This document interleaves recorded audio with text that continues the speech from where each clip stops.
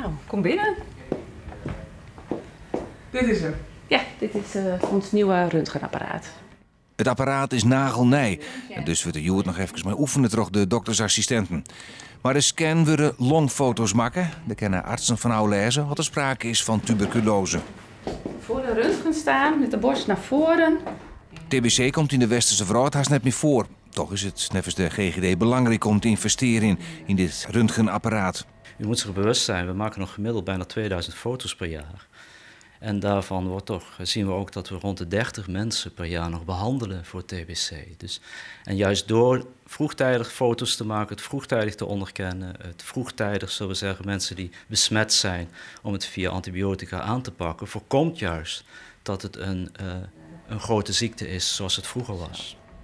Benamen immigranten, maar ook vakantiegangers willen hier controleren. Het apparaat heeft wat bijzondere snufjes, lijkt als een speciaal raster. Nou kijk, zo'n raster is tot kinderen tot 5 jaar. Ja. Dan gaat dat er dus uit. En dan krijgen kinderen dus minder straling, zeg maar.